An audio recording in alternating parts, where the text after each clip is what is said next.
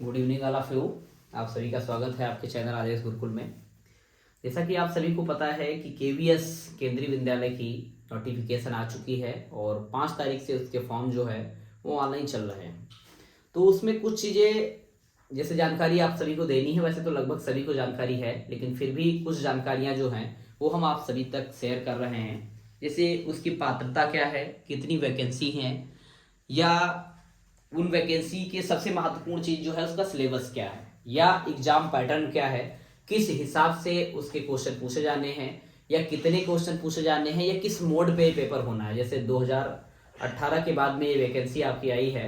2018 में जो पेपर हुआ था और आज जो पेपर होने जा रहा है या अब जो पेपर होगा, उसमें काफ़ी चीज़ें परिवर्तित हैं या बढ़ी भी हैं, काफ़ी चीज़ें परिवर्तित भी की गई हैं, काफ़ी बदलाव उसमें हो चुके हैं। खास करके सबसे महत्वपूर्ण बदलाव जो उसमें देखने को मिला है कि पहले जो पेपर होता था वो आपका OMR पे होता था, यानी कि ऑफलाइन मोड पे होता था, लेकिन अब जो आपका पेपर होने जा रहा है ये आपका कंप्यूटर बेस्ड टेस्ट है, यानी कि आपका CBT मोड पे पेपर होगा। टोटल क्वेश्चन कितने होंगे, कितनी सीट किस कैटेगरी में है, कब से कब तक आपका फॉर्म ऑनलाइन चलना है, इन सारी जानकारियों को हम एक एक करके आपको प्रोवाइड करेंगे। तो सभी लोग वेट करिएगा। और सबसे पहले तो हम आप सभी से क्षमा चाहते हैं कि काफ़ी लंबे समय से, लगभग 1 साल से आपके चैनल पे हम नहीं आ पाए हैं। कुछ तकनीकी समस्याएं थी जो आप सभी तक हम शेयर नहीं कर सकते थे, कुछ चैनल में प्रॉब्लम थी आपके, वो अब जाके सही हो पाई हैं। काफ़ी दिन से रिक्वेस्ट पड़ी हुई थी यूट्यूब पे, तो वो मेल वगैरह सारी की गई, उसके बाद चैनल रीओपन हुआ है दोबारा। तो आप सभी का बहुत बहुत धन्यवाद। लेकिन आप सभी का प्यार इस कदर बना हुआ है कि आने का तो बहुत मन करता था, लेकिन जब कुछ तकनीकी ऐसी समस्याएं थी कि हम आ नहीं सकते थे, लेकिन फिर भी बहुत अच्छी चीज़ें हैं क्योंकि 1 साल से ऊपर चैनल बंद हुए हो गया था, कोई भी अपडेट हम नहीं दे पा रहे थे सिवाय मैसेज के, कुछ शुभकामनाएं वगैरह भेजा करते थे। लेकिन आप सभी का प्यार जो था निरंतर मिलता रहा है, क्योंकि जितने सब्सक्राइबर पे हमने छोड़ा था उससे 2-2.5 हजार सब्सक्राइबर भी आपके बढ़े 1 साल में। क्योंकि हमने तो बिल्कुल भी उम्मीद नहीं की थी कि इतना चीज़ें मुझे प्रोवाइड होंगी, उसमें इतनी चीज़ें मुझे मिलेंगी। क्योंकि सबसे बड़ी बात थी कि मैं उस पर कार्य कर नहीं पा रहा था, चाहते हुए भी समस्याएं ऐसी थी, लेकिन फिर भी आप लोगों ने बहुत प्यार सपोर्ट किया। आगे इस तरीके से आप सभी का प्यार, आशीर्वाद और सपोर्ट बना रहे। कोशिश करेंगे कि अब जो है वो हम निरंतर आप सभी से मिलते रहें और समय समय पर आपको जो भी जानकारियां हों वो हम प्रदान करते रहें। तो आइए शुरू करते हैं। सबसे पहले आपके जो केवीएस का जो नोटिफिकेशन आया है उसी के अकॉर्डिंग हम बात करेंगे। तो सबसे पहले उसी से संबंधित जो आपकी जानकारियां हैं एक एक करके हम आपको प्रोवाइड करेंगे। लगभग सारी जानकारियां आप सभी की होंगी। थोड़ी सी जानकारी हमारी लेट आप तक पहुंच रही है, क्योंकि लेट इसलिए पहुंच रही है क्योंकि अभी कल ही आपका ये चैनल ओपन हो पाया है दोबारा, तो उसके लिए आप सभी का बहुत बहुत धन्यवाद। तो एक बार देखिए कि इसमें क्या चीजें आई हैं, नोटिफिकेशन में क्या क्या चीजें हैं, क्या उसका सिलेबस है, वो सारी चीजें हम बात करेंगे। पहले उसकी सीट कितनी है, क्या पात्रता है, क्या एज लिमिट है, उस सब की हम बात करेंगे। उसके बाद उसके सिलेबस की हम बात करेंगे। तो सबसे पहले देखिए कि क्या रहता है।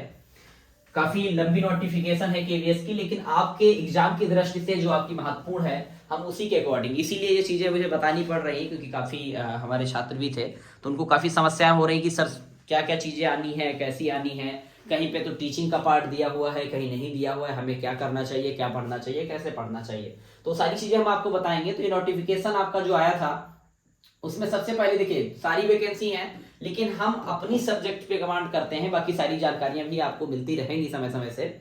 हम जो मेन फोकस करेंगे अपने आर्ट एंड एजुकेशन की बात करेंगे, क्योंकि हम आर्ट ही हम पढ़ाते हैं और आर्ट ही आप लगभग जो जो भी छात्र जुड़े हुए हैं आर्ट के ही है, तो उनमें हम बात करेंगे सिर्फ आर्ट की। बहुत सारी पोस्ट हैं आपकी, प्रिंसिपल की पोस्ट है, वाइस प्रिंसिपल की पोस्ट है, पीजीटी की पोस्ट है, आपकी टीजीटी की पोस्ट है।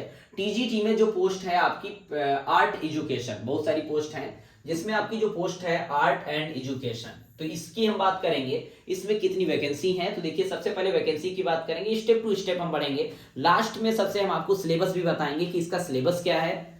कुछ सिलेबस में भी छोटी मोटी गलतियां हो जाती हैं, तो उस पे सबसे आपको फोकस करना है सबसे ज़्यादा, क्योंकि ज़्यादातर आजकल आप पेपर देख रहे हो। अभी हाल ही में एनवीएस नवोदय विद्यालय का पेपर हुआ है और उसकी आंसर की भी अपलोड हो चुकी है, तो उसको भी हम आप सभी के सम्मुख करवाएंगे, एक एक चीज़ें करवाएंगे कि इसमें क्या गलतियां पेपर में हुई हैं, क्या गलतियां बोर्ड ने की हैं, कैसे क्वेश्चन किए, वो सब हम आपको करवाएंगे। 1-2 दिनों में आपको एनवीएस का पेपर भी देखने को मिलेगा, सारा हम सॉल्व कराएंगे आपको। तो आर्ट एंड एजुकेशन देखिए, अनरिजर्व्ड जो कैटेगरी है यानी कि जनरल कैटेगरी हम कहें, उसमें जो सीट है वो 104 सीट आई, ठीक है। और ओबीसी जो सीट है वो 67 है, एससी सीट जो है वो 37 सीट है, और एसटी की जो है 18 सीट है, और ईडब्ल्यूएस जो है वो आपका 25 सीट है। टोटल 251 सीट है, ठीक है। टोटल 251 सीट हैं। 4 सीट आपकी एक्स्ट्रा हैं, वो आपकी ओएच की रहेंगी, वो अदर्स में है। बाकी 251 सीटें हैं, 4 अदर्स रहेंगी। तो ये तो हो गई वैकेंसी की बात। अब इसके पश्चात इसकी पात्रता क्या है या क्या चीजें रहेंगी। सबसे पहले तो जो भी चीजें आती हैं हम स्टेप टू स्टेप चलते हैं। ये तो सारी क्वालिफिकेशन की बात है। तो जो आपकी क्वालिफिकेशन रहेगी वो आएगी टीजीटी पोस्ट में, ठीक है। जैसे यहाँ पर हर कैटेगरी की अलग अलग पोस्ट दी गई है, हर कैटेगरी की अलग अलग क्वालिफिकेशन दी गई है, हर सब्जेक्ट की अलग अलग क्वालिफिकेशन दी गई है। तो आपकी सब्जेक्ट में जो क्वालिफिकेशन है उसकी अगर हम बात करें तो क्या रहेगा। सबसे पहले देखिएगा कि जैसे हम बात करें ये जो है आपका टीजीटी एई का मतलब जो है वो आर्ट एंड एजुकेशन की बात है। उसमें क्या है, क्वालिफिकेशन क्या है सबसे पहली बात। तो इसकी पोस्ट की जो है, पोस्ट जो है आपका टीजीटी आर्ट एजुकेशन रहेगा। तो उसमें क्या क्वालिफिकेशन है, क्या एक्सपीरियंस मांग रहा है, क्या चीजें मांग रहा है। तो स्पेशली क्वालिफिकेशन जो है वो क्या है वो हमें देखना। देखिए यहाँ पर जो इंडियन क्वालिफिकेशन है वो 5 ईयर रिकॉग्नाइज्ड डिप्लोमा। पहले तो इसके अकॉर्डिंग देखिए, फिर आपको आसान हम थोड़ा सा कर देंगे अपने हिसाब से, हम आपको बता देंगे। तो अभी तो नोटिफिकेशन के अकॉर्डिंग हम बात कर रहे हैं, अभी हम अकॉर्डिंग अपने भी बात करेंगे कि क्या चीजें उसमें हैं, क्या पूछी जा रही हैं, किस तरीके से यहाँ पे लिखी गई हैं और क्या हमें करना है, ठीक है। तो 5 year recognised diploma in drawing and painting, sculpture, graphic art, ये है। या तो इसी के समक्ष इक्विवेलेंट रिकॉग्नाइज्ड डिग्री, कोई भी इसी के समकक्ष डिग्री हो तो ये आपका है। मतलब 5 year recognised diploma in drawing and painting, sculpture, graphic art या इक्विवेलेंट रिकॉग्नाइज्ड डिग्री। उसके अलावा working knowledge of Hindi and English, desirable में working knowledge of computer applications. तो उससे तो कोई खास मतलब नहीं है आपको, मेन इन दोनों से मतलब है, खास करके यहां से मतलब है आपको। तो ये हो गया, ये तो हो गई आपकी क्वालिफिकेशन, क्योंकि 5 ईयर मांग रहा है। लेकिन इसका भी एक वो क्राइटेरिया है, वो भी हम आपको बताएंगे अभी थोड़ा सा, क्योंकि ये तो भी नोटिफिकेशन के अकॉर्डिंग ही हम बात कर रहे हैं। भी और भी चीजें रहेंगी उसके अंतर्गत, क्या एग्जाम पैटर्न है, क्या चीजें पूछी जानी है, सारी चीजें हम आपको बताएंगे। एज रिलैक्सेशन का भी रहेगा। देखिए जो एज लिमिट यहाँ पे दी गई है हर चीज की, हर एक सीट की या हर एक पोस्ट की एज लिमिट अलग अलग है। तो जो आर्ट एंड एजुकेशन जो टीजीटी में आपका दिया गया है वो एज लिमिट दी गई है 35 ईयर मैक्सिमम। क्या दिया गया है, 35 ईयर मैक्सिमम दिया गया है, ठीक है। 35 ईयर मैक्सिमम दिया गया है। अब 35 ईयर तो डिसाइड है, मान लो कोई जनरल कैंडिडेट है और मेल है, पुरुष है, तो वो तो 35 ईयर तक ही सीमित है, वो ऊपर नहीं जा सकता है, क्योंकि वो वहां पे उसके ऊपर जा ही नहीं सकता, उसको कोई छूट भी नहीं दी जा रही है, क्योंकि 35 के बाद में तो छूट आनी है। मान लो 35 साल तो एज लिमिट इसकी है कि अगर हम उम्र देखें, समय सीमा क्या है, तो अधिकतम उम्र जो दी गई है 35 साल दी गई है। अधिकतम उम्र जो दी गई है कि कब तक आप फॉर्म फिल सकते हैं, तो अधिकतम आयु जो है वो 35 साल तक है, 35 साल तक है। लेकिन 35 साल तक किसके लिए है, जो जनरल है और पुरुष है उसके लिए, क्योंकि एससी कैंडिडेट जो है और एसटी कैंडिडेट जो है इसको 5 साल को रिलैक्सेशन दिया गया है, यानी कि छूट दी गई है। तो 5 साल की इसकी छूट है और 35 साल तो उसके पहले से थे ही, यानी एससी कैंडिडेट या एसटी कैंडिडेट कोई है वो 40 साल तक फॉर्म भर सकता है। मतलब 5 साल उसको छूट मिल जाएगी और 35 साल तो डिसाइड है, तो 35 और 5 40 साल तक वो फॉर्म भर सकता है। उसी प्रकार से अदर बैकवर्ड क्लासेज जो है, यानी कि ओबीसी कैंडिडेट जो है वो 3 साल की उसको छूट दी गई है, यानी 35 साल तो थे ही, 3 साल उसको और मिल गए, यानी टोटल 38 साल तक ओबीसी कैंडिडेट फॉर्म भर सकता है। मतलब उसकी एज लिमिट 38 हो जाएगी, क्योंकि 3 साल को उसको छूट मिल रही है। और ओमेन, ये ओमन किसी भी कैटेगरी की हो, चाहे किसी भी कैटेगरी की हो, चाहे जनरल हो, चाहे एससी हो, चाहे एसटी हो, चाहे ओबीसी हो, मतलब कोई भी महिला अगर है उसको 10 साल की छूट दी जा रही है, यानी 35 साल तो थे ही और 10 साल उसको छूट मिल गई, यानी महिला जो है वो 45 साल तक फॉर्म भर सकती है, वो किसी भी कैटेगरी को, उसके बाद नहीं। बाकी और भी चीजें हैं, और भी इसमें नोटिफिकेशन में चीजें दी गई हैं। अगर कोई सैनिक है या एक्स सर्विसमैन है या केवीएस का जो पहले से ऑलरेडी पोस्ट में है, तो वो उसके लिए क्या है, तो उससे कोई खास मतलब है नहीं। ओबीसी को 3 साल की रिलैक्स दी गई, यानी 35 3 38 हो जाएगा। एससी एसटी को 10 साल की दी गई है, यानी 35 10 45। ओबीसी को सॉरी SC ST को जो दी गई है वो 5 साल की दी गई छूट, यानी 35-5-40। ओबीसी को 3 साल के, 35-3-38। और जो आपका महिला है वो किसी भी कैटेगरी की हो तो वो आपके 35-10-45 साल तक रहेंगे, उनको 10 साल की दी गई है। मोड ऑफ सिलेक्शन क्या है, सबसे पहली बात देखिएगा कि मोड ऑफ सिलेक्शन क्या है, किस प्रकार से आपका मोड रहेगा या क्या चीजें उसके अंतर्गत रहेंगी, सिलेक्शन किस हिसाब से होगा। तो उसका जो सिलेक्शन है सबसे पहले तो इसका रिटर्न एग्जाम होगा, ये भी ध्यान रखना कि एग्जाम क्या होगा। तो इसके सबसे पहले जो है वो रिटर्न एग्जाम आपका होना है। मोड ऑफ सिलेक्शन की अगर हम बात करें तो यहाँ पे देखिए, candidates will be shortlisted on the basis of the their performance in written examination and classes, demo, interview, skill test put together.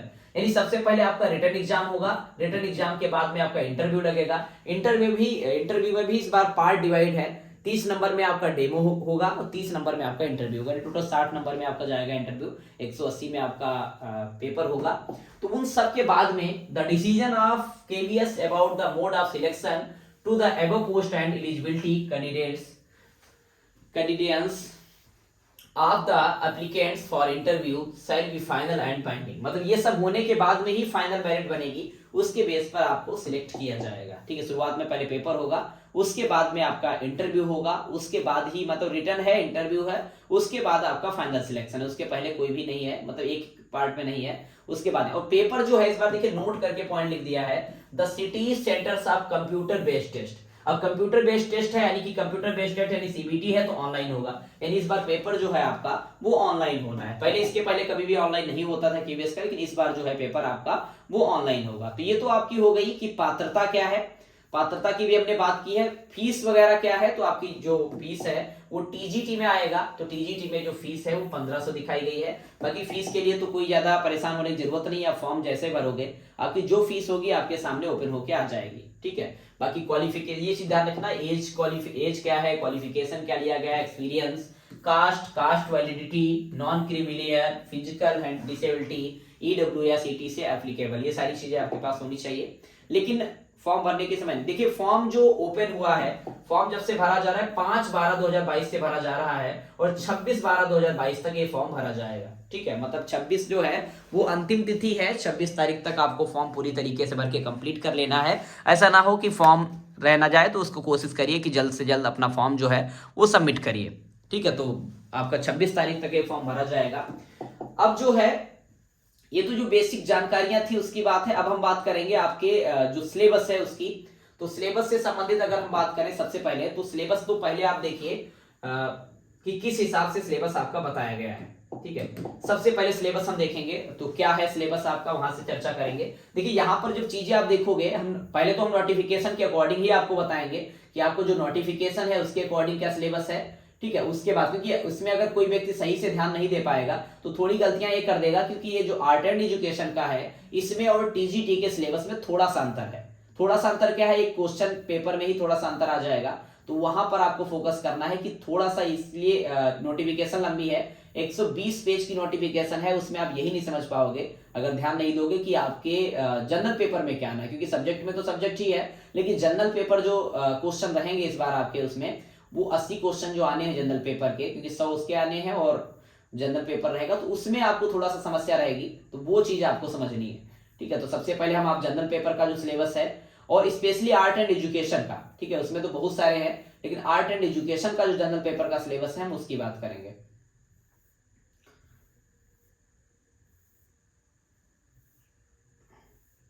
एक सेकेंड, सभी लोग वेट करिए।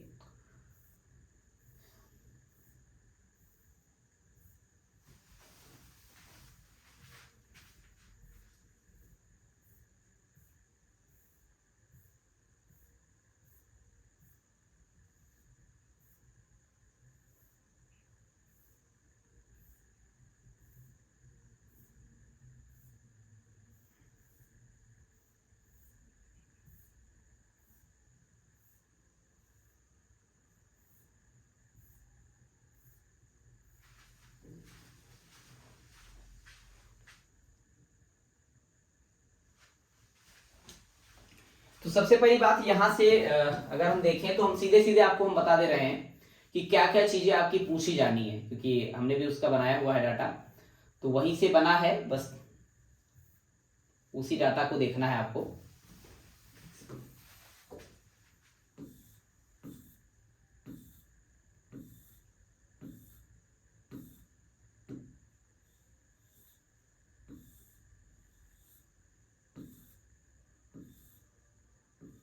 क्योंकि सबका हर एग्जाम का सिलेबस अलग है। जैसे वाइस प्रिंसिपल का अलग है, प्रिंसिपल का अलग है, पीजीटी का अलग रहेगा, ठीक है, क्योंकि जनरल पेपर सब्जेक्ट दोनों का दिया गया है, लेकिन वो दोनों का अलग अलग दिया गया है। तो हर पोस्ट का अलग है। जैसे पोस्ट ग्रेजुएट टीचर आप देखोगे तो उसमें अलग देखने को मिलेगा, ठीक है, टीजीटी का आपको अलग देखने को मिलेगा, लेकिन आर्ट एंड एजुकेशन का जो है वो थोड़ा सा आपको अलग देखने को। तो इसीलिए ज्यादातर लोगों ने गलतियां ये की है कि उन्होंने टीजीटी में देख लिया। जैसे यहाँ पर आप देखोगे ना टीजीटी, ट्रेंड ग्रेजुएट टीचर, तो वो देख लिया है, लेकिन वो नहीं देखना चाहिए, क्योंकि उसकी जो है आपकी अलग से ही बिल्कुल रहेगी जो पार्ट आता है, क्योंकि उसमें लीडरशिप और एजुकेशन का पार्ट ऐड नहीं है, जो आर्ट एंड एजुकेशन वाला आपका सब्जेक्ट है उसकी अगर हम बात करेंगे तो वो आपका अलग रहेगा उससे। जैसे क्योंकि उसमें आर्ट एंड एजुकेशन वाले पार्ट में उसमें आपका लीडरशिप और टीचिंग वाला पार्ट नहीं है, ठीक है, वो आपका बिल्कुल अलग रहेगा उससे।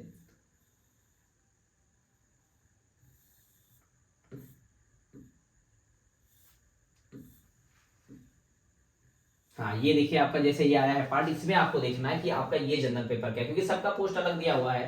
शुरुआत में तो टीजीटी लिखा था, लेकिन सिलेबस में सबको अलग अलग कर दिया है कि ये जनरल पेपर का जो पार्ट है, जैसे scheme of the examination for the direct recruitment of the trained graduate teacher, physical health education और आर्ट एजुकेशन, तो हमारा आर्ट एजुकेशन है, उसी हिसाब से देखेंगे। देखिए क्या है, the written test is 180 marks, मतलब 180 objective type multiple choice question रहेंगे, carrying 1 marks for each question, मतलब हर एक क्वेश्चन के लिए 1 नंबर है। The duration of written test is 180 minutes, मतलब एक 3 घंटे का पेपर होगा, मतलब 180 मिनट में 180 क्वेश्चन करने होंगे।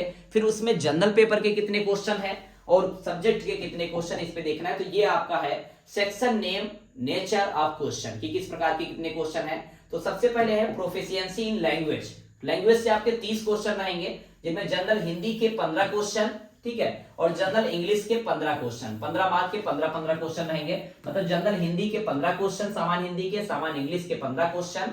उसके अलावा नेक्स्ट है section part 2, general awareness, reasoning and proficiency in computers, ये 50 नंबर में रहेगा, जिसमें जनरल नॉलेज, करंट अफेयर जो है रिलेटेड टू सब्जेक्ट डिसिप्लिन, ये 20 क्वेश्चन का है, मतलब जीके जीएस जो है आपका 20 क्वेश्चन का रहेगा। रीजनिंग जो है वो आपकी 20 क्वेश्चन की है। कंप्यूटर लिटरेसी जो है आपका 10 क्वेश्चन का है, और जो सब्जेक्ट है आपका वो 100 क्वेश्चन का है। बस यही है। देखिए यहाँ पर स्पेशली ज्यादातर लोगों में टीचिंग वाला पार्ट नहीं समझ आया था, ये अलग से आपका दिया हुआ है। जब नोटिफिकेशन आप ओपन करोगे तो आर्ट एजुकेशन का आपको अलग से मिलेगा। तो ये है आपका, ये पेपर 180 मार्क का हो जाएगा, ठीक है, 180 मार्क का आपका पेपर हो जाएगा। फिर उसके बाद में क्या होता है, प्रोफेशनल कॉम्पिटेंसी आपका टेस्ट जो होगा, यानी हम कह सकते हैं एक प्रकार से आपका इंटरव्यू।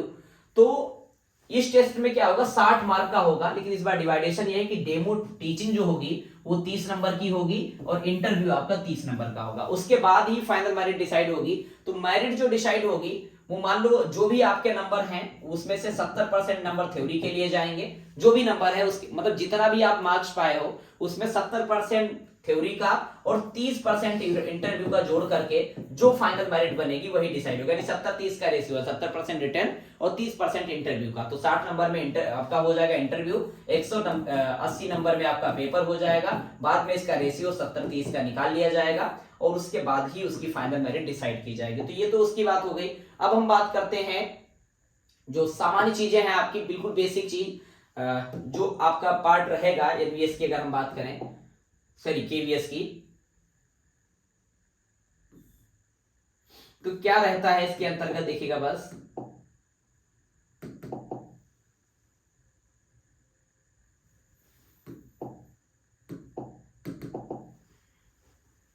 कि क्या चीजें रहेंगी। सबसे पहले वही देखना है कि जो हम चीजें आपको बता रहे थे उसमें आपको क्या देखना है या क्या चीजें रहेंगी, क्या प्रश्न आएंगे, किस प्रकार के प्रश्न आएंगे, ये सारी चीजें आपको उसमें देखनी है।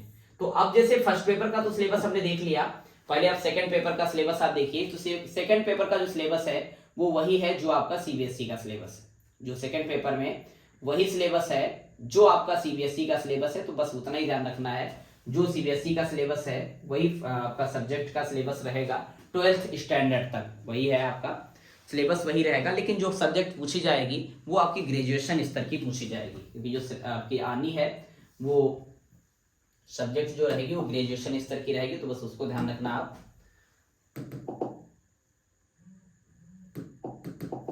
सबसे पहले तो जो चीजें हमें बतानी थी शॉर्ट में हमने बताया था, केवीएम बताते हैं आपको, इस बेसिक समझ लीजिए आप। देखिए सबसे पहली बात तो केवीएस के पेपर में इस बार 180 प्रश्न रहेंगे, 3 घंटे में करने हैं और पेपर जो है वो आपका ऑनलाइन होगा। 180 प्रश्न 3 घंटे में करने हैं, यानी एक प्रश्न 1 मिनट की बात है, और सीबीटी मोड पे होगा यानी ऑनलाइन होगा। सामान्य हिंदी के पेपर तो एक ही होना है लेकिन उसमें पार्ट डिवाइड रहेंगे। सामान्य हिंदी के 15 क्वेश्चन रहेंगे, सामान्य अंग्रेजी के 15 क्वेश्चन रहेंगे, जनरल अवेयरनेस यानी करंट अफेयर के 20 क्वेश्चन रहेंगे, रीजनिंग के 20 क्वेश्चन रहेंगे, कंप्यूटर के 10 क्वेश्चन रहेंगे, और सब्जेक्ट जो है आपका 100 क्वेश्चन का रहेगा। टोटल आपके 180 नंबर का रहेगा कि क्या है, तो हिंदी 15, अंग्रेजी 15, जनरल अवेयरनेस यानी current affair 20 question, reasoning 20 question, computer 10 question, और सब्जेक्ट आपका 100 क्वेश्चन का रहेगा। टोटल 180 नंबर का आपका, या 180 क्वेश्चन 180 नंबर में रहेगा। ठीक है, अब पात्रता क्या है, देखिए मान लीजिए वहां पे तो हमने 5 ईयर रिकॉग्नाइज्ड डिप्लोमा जो भी बताया आपको। देखिए किसी के पास अगर बीए आर्ट से है, अगर मान लो बीए आर्ट से नहीं एमए आर्ट से किया तो एलिजिबल नहीं है, या बीए आर्ट से है एमए आर्ट से नहीं तो एलिजिबल नहीं है, तो दोनों में आपका चाहिए। तो किसी का बीए आर्ट से है तो उसका एमए भी आर्ट से है तो वो एलिजिबल है, तो क्योंकि उसको 3 साल और 3 2 हो जाएगा, 5 हो जाएगा। तो ये ध्यान रखना कि अगर मान लो किसी का बीए आर्ट से है और एमए भी आर्ट से है तो वो केवीएस के लिए एलिजिबल है, या किसी का बीएफए या बीबीए, एक ही बात है, वो बीएफए या बीबीए है तब भी वो एलिजिबल है। बाकी कह दो किसी का बीए आर्ट से नहीं है और एमए आर्ट से है तो भी नहीं अप्लाई कर सकता है, और एमए आर्ट से है और बीए आर्ट से नहीं तब भी अप्लाई नहीं कर सकता है। ठीक है, मतलब दोनों चाहिए, अगर बीए है आर्ट से तो एमए भी आर्ट से चाहिए तभी अप्लाई होगा, दोनों में चाहिए, या तो फिर बीएफए होना चाहिए, बीए में बैचलर ऑफ फाइन आर्ट या बैचलर ऑफ विजुअल आर्ट होना चाहिए, और डिग्री कंप्लीट होनी चाहिए, किसी भी प्रकार का अपेयरिंग मान्य नहीं है। क्योंकि बहुत सारे छात्रों ने ऐसा कहा कि सर मेरा लास्ट ईयर है मैं डाल सकता हूं, देखिए जब ये आपकी जॉब है तो इसमें किसी भी प्रकार का अपेयरिंग मान्य नहीं है, जो है फाइनल डिग्री आपको चाहिए, अपेयरिंग किसी भी प्रकार का मान्य नहीं होगा, तो आपको फाइनल डिग्री ही चाहिए। ठीक है, और अधिकतम आयु तो मैंने आपको बताई दी थी, ओबीसी के लिए 35 साल तो थी ही, 3 साल आपको अधिकतम 35 साल है, ओबीसी को 3 साल छूट मिलेगी तो 38, एससी एसटी को 5 साल की छूट तो 40, और महिला किसी भी कैटेगरी को 45। बाकी ये आपको बता दिया गया, बीए आर्ट से है और एमए भी आर्ट से है तो आप अप्लाई कर सकते हो, या फिर आपके पास बीएफए या बीबीए है तो आप अप्लाई कर सकते हो। बाकी और भी अगर इसके समकक्ष कोई डिग्री अगर आपके पास है तो अप्लाई कर सकते हो। टेक्निकल वगैरह तो अप्लाई नहीं कर सकते, ध्यान रखना, क्योंकि काफी छात्रों ने पूछा कि सर मेरे पास टेक्निकल है या बॉम्बे आर्ट है मैं अप्लाई कर सकता हूं, तो ये इसमें अप्लाई नहीं कर सकते, वो सिर्फ यूपी टीजीटी में कर सकते हैं बस। तो ये आपका सिलेबस है। अब जनरल पेपर का तो सिलेबस वही कॉमन है जो हर जगह होता है, लेकिन सब्जेक्ट के सिलेबस में अगर हम बात करें तो क्या है, तो उसकी हम बात करेंगे कि सब्जेक्ट के सिलेबस जो है उसमें आपका क्या रहेगा। तो सब्जेक्ट के सिलेबस में क्या दिया गया है, उसकी मतलब जो बोर्ड ने दिया है, जो आयोग ने दिया है, हम उसी के अकॉर्डिंग बात कर रहे हैं। जो आयोग ने दिया है सिर्फ उसी के अकॉर्डिंग हम बात करेंगे। तो क्या दिया है आयोग ने सिलेबस, सिर्फ उसकी बात हम देखेंगे। तो देखिएगा आयोग ने जो सिलेबस दिया है वो क्या दिया है, वैसे तो जो आपका सीबीएसई का सिलेबस है वही दिया गया है, लेकिन एक बार यहां पे देख लीजिएगा क्योंकि छोटी मोटी गलतियां सिलेबस में भी रहती हैं, तो वो गलती क्या है, क्योंकि इस बार भी गलती आपको देखने को मिलेगी यहाँ पे। ठीक है, क्योंकि गलती है, एक छोटी सी गलती है, बस ज्यादा नहीं है, सिर्फ एक पेंटिंग का नाम जो रहेगा उसका रचनाकार है या बनाने वाला व्यक्ति है उसका नाम गलत वहां पर दिया हुआ है, लेकिन वो सही में सब पढ़ोगे भी, जब उसका थ्योरिकल पार्ट आप पढ़ोगे तो सब आपको समझ में आ जाएगा कि क्या सही है क्या गलत है, क्या उसमें कराया गया है। देखिए सबसे पहली बात तो ये जो है आर्ट का सिलेबस अलग से आपको दिया गया उसी नोटिफिकेशन में, जो नोटिफिकेशन है 120 पेज की एक होगी, एक कुछ कम की होगी, तो उसी में है आपका सब्जेक्ट वाला जो पार्ट है वो उसी में है। तो syllabus for the post of TGT art education हम इसी के अकॉर्डिंग बताएंगे, उसके बाद आगे हम और भी चर्चा इस पे विस्तृत करेंगे, बस शॉर्ट में हम बताएंगे क्योंकि ये नोटिफिकेशन आप डाउनलोड करके पढ़ भी सकते हो।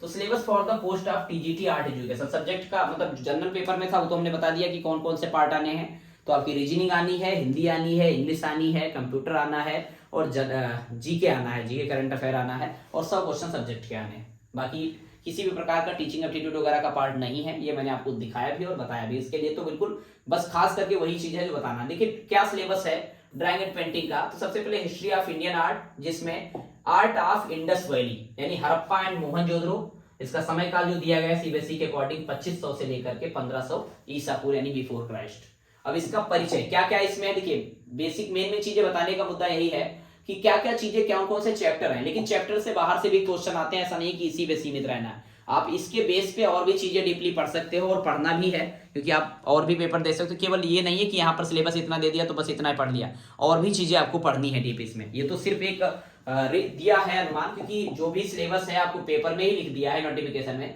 कि ग्रेजुएशन स्तर तक का पूछा जाएगा, तो ग्रेजुएशन स्तर तक का तो तैयारी करना है। सबसे पहले आर्ट ऑफ इंडस वैली यानी हड़प्पा एंड मोहनजोदड़ो, इसका पीरियड एंड लोकेशन क्या है, इसका विस्तार कितना है, 1500 मील लगभग। हड़प्पा एंड मोहनजोदड़ो जो पाकिस्तान में है, और रोपर, लोथल, रंगपुर, आलमगीरपुर, कालीबंगा, बनवाली एंड धौलावीरा ये जो भारत में, इन सब के बारे में पढ़ना है। यानी सिंधु घाटी सभ्यता जो है वो आपके सिलेबस में है। उसके अलावा सिंधु घाटी सभ्यता से संबंधित कुछ स्कल्पचर यानी मूर्तियां और टेराकोटा हैं। जैसे मूर्तियों में ये सब सिलेबस है कि कौन कौन सा है, कि डांसिंग गर्ल ये आपके सिलेबस में है, मोहनजोदड़ो से प्राप्त हुई थी, ब्रॉन्ज में है, 10.5 सेंटीमीटर गुणे 5 गुणे 2.5 सेंटीमीटर इसकी माप रहेगी, और 2500 ईसा पूर्व के समथिंग ये प्राप्त हुई है। देखिए यहाँ पर हम सिर्फ आपको सिलेबस शॉर्ट में बता दे रहे हैं, एक दिन हम आपको क्लास लेंगे तो आपको विस्तृत इसके बारे में पूरा डिटेल सहित हम बताएंगे, साथ में हम आपको फोटोज भी दिखाएंगे इसके और विस्तृत बताएंगे भी। तो अभी तो शॉर्ट में ये बता दे रहे हैं कि क्या क्या सिलेबस में है। देखिए मेल टोर्सो जो है हड़प्पा से वो भी आपका सिलेबस में है, पुरुष धड़, मदर गॉडेज जो है मातृ देवी ये भी आपका सिलेबस में, ये पूछी भी गई है एमबीएस में भी अभी, और केवीएस में भी पूछी जाएगी जो टेराकोटा में है। उसके अलावा जो मोहरें प्राप्त हुई हैं सिंधु घाटी सभ्यता से, जिसमें बुल की जो मोहर है मोहनजोदड़ो से प्राप्त हुई, ये भी महत्वपूर्ण है, ये भी आपके सिलेबस में है। उसके अलावा डेकोरेशन ऑफ अर्थनवेयर, मतलब जो बर्तन है जो रंगे गए हैं, डेकोरेशन सजावट की गई उनकी बात है, जैसे पेंटेड अर्थनवेयर जो जार है मोहनजोदड़ो से प्राप्त हुआ है, जो नेशनल म्यूजियम नई दिल्ली में संग्रहित है, वो भी सिलेबस में है। फिर Buddhist, Jain and Hindu art भी सिलेबस में है, जो 3री सदी ईसा पूर्व से लेकर के 8वीं सदी ईसवी तक है, 3री सदी ईसा पूर्व से लेकर के 8वीं सदी ईसवी तक रहेगा। इसका परिचय मतलब general introduction to art during Maurya काल, शुंग काल, कुषाण काल, गुप्त काल, ये सब रहेंगे। मतलब मौर्य, शुंग, कुषाण और गुप्त पीरियड की जो भी कला है वो पढ़ी जाएगी। जैसे उदाहरण के तौर पर सबसे पहले क्या स्कल्पचर, अगर हम देखें कि कौन कौन से स्कल्पचर हैं ऑप्शन में या सिलेबस में, तो लायन कैपिटल ऑफ सारनाथ ये है आपका शीर्ष स्तंभ है सारनाथ का। चौरी बैरर फ्रॉम दीदारगंज या दीदारगंज अच्छी सिलेबस में है आपके, ठीक है, ये भी आपको इसकी डिटेल पढ़नी है पूरी। बोधिसत्व हेड फ्रॉम तक्षशिला, मतलब तक्षशिला से जो बोधिसत्व का सिर मिला है वो भी आपका है सिलेबस में। सीटेड बुद्धा फ्रॉम कटरा टीला, मतलब कटरा टीला से प्राप्त बैठे हुए बुद्ध की प्रतिमा भी आपके सिलेबस में है। सीटेड बुद्धा फ्रॉम सारनाथ, मतलब सारनाथ से बैठे हुए बुद्ध की प्रतिमा जो गुप्त पीरियड की वो भी आपके सिलेबस में है। जैन तीर्थंकर जो गुप्त काल के हैं वो भी आपके सिलेबस में है। उसके अलावा इंट्रोडक्शन टू अजंता, मतलब अजंता का परिचय, ये भी अजंता भी आपके सिलेबस में है। अजंता के अंतर्गत लोकेशन क्या है, समय काल क्या है, नंबर ऑफ केव्स मतलब कितनी गुफाएं हैं, चैत्य कितनी है, विहार कितनी है, पेंटिंग और स्कल्पचर क्या उसके हैं, क्या उसका विषय है, क्या मैटर है, क्या टेक्निक है, ये सारी चीजें आपके सिलेबस में मेंशन की गई हैं। इसमें स्पेशली कुछ पेंटिंग और स्कल्पचर भी हैं अजंता के, जैसे पद्मपाण बोधिसत्व जो गुफा संख्या 1 में है, म्यूरल पेंटिंग है, 5वीं सदी ईसवी की रहेगी। और मार विजय जो है अजंता की गुफा संख्या 6 में है, ये स्कल्पचर इन स्टोन, ये मूर्ति है, ये कोई चित्र नहीं है, ये मूर्ति है। मार विजय जो रहेगी मूर्ति है। उसके अलावा देखिएगा क्या आता है next, temple sculpture bronzes and Indo Islamic architecture, मतलब जो इंडो इस्लामिक आर्किटेक्चर है उसकी बात है, तो टेम्पल्स स्कल्पचर मतलब मंदिर के स्कल्पचर और ब्रॉन्ज और इंडो इस्लामिक आर्किटेक्चर, मतलब मंदिर के स्कल्पचर, ब्रॉन्जेस मतलब जो धातु की प्रतिमाएं वगैरह प्राप्त हुई हैं, और इंडो इस्लामिक आर्किटेक्चर वो भी आपका सिलेबस में। जैसे artistic aspects of Indian temples, समय काल 6ठी सदी ईसवी से 13वीं सदी ईसवी तक का समय काल में जो भी है, तो इंट्रोडक्शन टू टेम्पल स्कल्पचर यानी 6ठी सदी से लेकर 13वीं सदी। देखिए यहाँ पर किसी का नाम नहीं लिखा है इन्होंने, लेकिन इस सदी से इस सदी के बीच में जो भी मंदिर स्कल्पचर होंगे सारे के सारे महत्वपूर्ण है। सिलेबस में तो कुछ का नाम ही मेंशन किया, लेकिन है सबके सब महत्वपूर्ण। जैसे टेम्पल स्कल्पचर कुछ नाम भी हैं सिलेबस में जो इनके बारे में डीपली आपको पढ़ना है, जैसे डिसेंट ऑफ गंगा जो गंगा उतरण है जो पल्लव काल का रहेगा। रावण सेकिंग माउंट कैलाश ये राष्ट्रकूट पीरियड का रहेगा, एलोरा का। त्रिमूर्ति ये एलिफेंटा का रहेगा। लक्ष्मी नारायण एक कंदरिया महादेव मंदिर चंदेल काल से संबंधित है, खजुराहो से। क्लिम्बल प्लेयर जो रहेगा सन टेम्पल कोणार्क से संबंधित रहेगा, गंगा डायनेस्टी से संबंधित है। उसके अलावा मदर चाइल्ड जो है वो विमल शाही मंदिर जो है, विमल शाह मंदिर जो रहेगा वहां से संबंधित है, विमल वसई मंदिर भी कहते हैं। फिर ब्रॉन्जेस जो है जिनमें इंट्रोडक्शन टू इंडियन ब्रॉन्जेस मतलब भारतीय जो ब्रॉन्ज हैं, भारतीय कांस्य का जो परिचय है उसकी बात है। मेथड ऑफ कास्टिंग, मतलब उनको कैसे ढलाई किया गया है, सॉलिड कास्टिंग है या हॉलो कास्टिंग है, उसकी बात रहेगी। Study of following South Indian bronzes, मतलब दक्षिण भारतीय जो ब्रॉन्जेस हैं उनकी बात है। जैसे सबसे महत्वपूर्ण दक्षिण भारत में नटराज जो तंजौर से प्राप्त हुए हैं, ये तो मोस्ट इंपॉर्टेंट रहेंगे। तो नटराज की प्रतिमा जो चोल पीरियड का, और एक देवी उमा, ये भी चोल पीरियड की रहेंगी, ये भी सिलेबस में मेंशन है, तो कई बार पूछा जा चुका है। फिर कुछ इंडो इस्लामिक आर्किटेक्चर हैं, जैसे कुतुब मीनार है आपका सिलेबस में, ताजमहल आगरा का सिलेबस में है, और गोल गुंबद बीजापुर का सिलेबस में है। ये भी आपको बिल्कुल, मतलब जो सिलेबस में है वो तो डीपली आपको पढ़ना ही पढ़ना है, लेकिन कुछ ऐसी भी चीजें हैं जो सिलेबस में नहीं है लेकिन समय काल मेंशन कर दिया तो वो भी चीजें आपको पढ़नी है। उसके अलावा देखिएगा फिर है आपका द राजस्थानी एंड पहाड़ी स्कूल ऑफ मिनिएचर पेंटिंग, जो 16वीं सदी से 19वीं सदी तक रहा है। इनमें देखिए यहाँ पर तो लिख दिया है पहाड़ी एंड राजस्थानी, लेकिन यहाँ पर देखिए क्या लिखा है, वेस्टर्न इंडियन, मतलब पश्चिम भारतीय, जैसे अभ्रंश, पाल, राजस्थानी, मुगल, सेंट्रल इंडियन, मध्य भारतीय चित्र शैली, दक्षिणी और पहाड़ी शैली, मतलब पूरा मिनिएचर कर दिया है इसमें। अब क्या रहेगा देखिए, ओरिजिन, जैसे राजस्थानी स्कूल की अगर हम बात करें तो राजस्थानी स्कूल का ओरिजिन एंड डेवलपमेंट क्या है, ओरिजिन एंड डेवलपमेंट की बात आती है कि उत्पत्ति कैसे हुई, विकास कैसे हुआ, उसकी बात रहेगी। तो origin and development. School Mewar जो है उसकी सब स्टाइल जो रहेंगी, मेवाड़ है, बूंदी है, जोधपुर, बीकानेर, किशनगढ़ एंड जयपुर, इन सब के बारे में डीपली पढ़ना, लेकिन पढ़ना सब कुछ है। Main features of the Rajasthani and पहाड़ी स्कूल, मतलब मुख्य विशेषताएं क्या है उसकी। कुछ पेंटिंग्स भी उसकी सिलेबस में मेंशन की गई हैं, तो इन पेंटिंग्स को तो एक एक पेंटिंग का आपको आर्टिस्ट और उनका शैली जो है याद करना है। पहाड़ी शैली भी आपकी सिलेबस में है, ये भी रहेगा। इनकी भी कुछ मेन शैलियां जैसे बसोली और कांगड़ा मेंशन की गई है।